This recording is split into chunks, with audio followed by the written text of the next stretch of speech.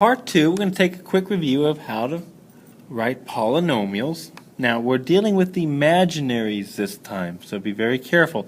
So our idea is the same. We're going to write this out. This x equals 3 becomes x minus 3.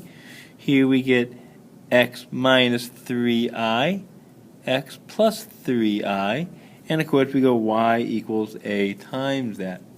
Now, one thing you want to know about imaginary roots is they always occur in conjugate pairs. So if one is negative, one is positive, well, one has to be positive, basically.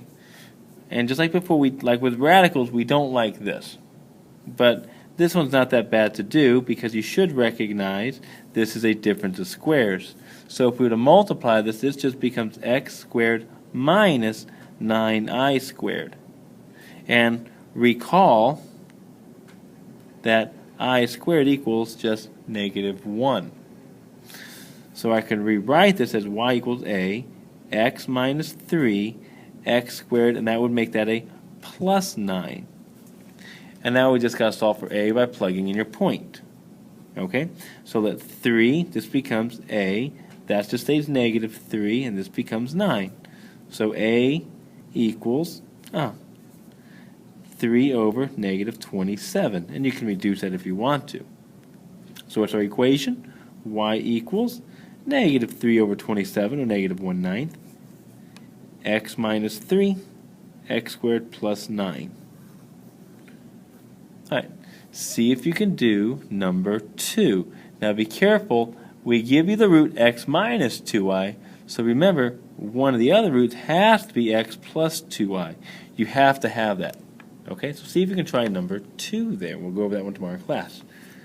All right. Now, as stated in part 1, we're going to talk about this theorem. It's called the intermediate value theorem. And we use this theorem a lot in calculus. We use it so much we actually abbreviate it, call it the IVT. And basically what the intermediate value theorem says is, let's imagine you have two functions, or you have 2 points on a graph, A and B. They have two different y values, f of A, f of B.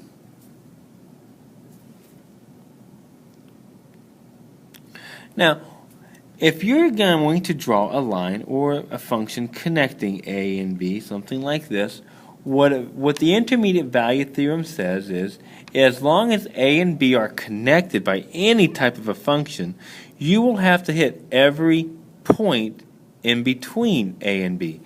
And a neat example, if we take a look here, like let's take a look at 1. Let's take a look at 1 and 3. And let's say we're going to connect the values between 5 and 12. There's my graph. Just draw any graph you want. Now, because it's connected, we will have to hit between 1 and 3, that's somewhere between 1 and 3, we will hit every number between 5 and 12. In other words, will there be a space, will there be a place on our graph where the y value will equal 7? Yeah, if I scroll over, there it is. And where does it occur? Right here, which is between 1 and 3. So somewhere our value must equal 7. And we say why that is. It's because 7 is between 5 and 12. Intermediate means we're in between. So that our 7 is in between 5 and 12. We can use this very easily. And let's take a look at an example. Let's take a look at this function.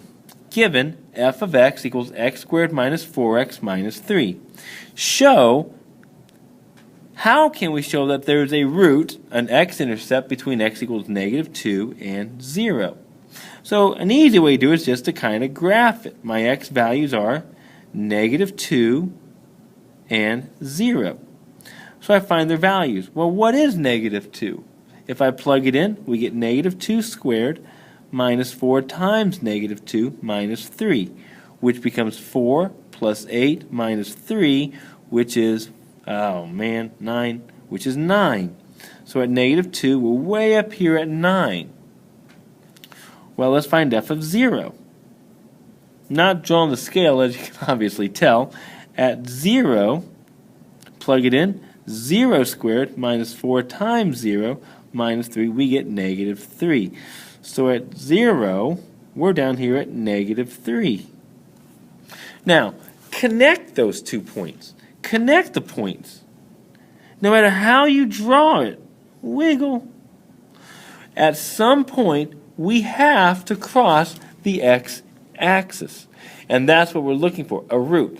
Because my first value is positive and my second value is negative, we have to cross the x-axis. And here's how we answer the question. How can we show it? By the IVT. And here's how we say it. By the IVT, because f of negative 2 is 9 and f of 0 is negative 3, there must be a root. In other words, the IVT is saying 0 is between negative 3 and 9. In other words, 0 is between negative 3 and 9. And that's called the IVT, Intermediate Value Theorem. Very easy to use. So let's take a look at another example here.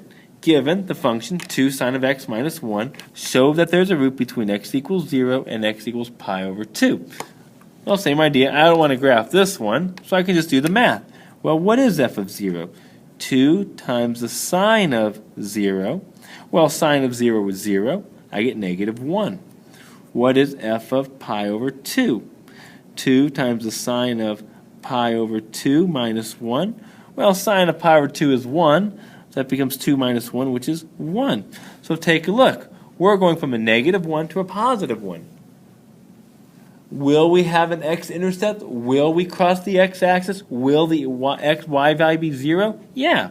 So we can say, by the IVT, there is a root between, and you can say it like this way, between 0 and pi over 2. Sometimes we write it this way, just another way to write it, just a different way to write it. You can write it either way, because there's a root, there is a root between 0 and 2, because f of 0 is negative 1, and f of pi over 2 is positive 1. In other words, again, 0 is between my two values. I'm going from a negative to a positive. The IVT says so. All right, so that's your notes for today. I know, not that very long. Tomorrow we're going to be working on these. Come with questions. It's not the easiest stuff to do. I'll see you then. Bye.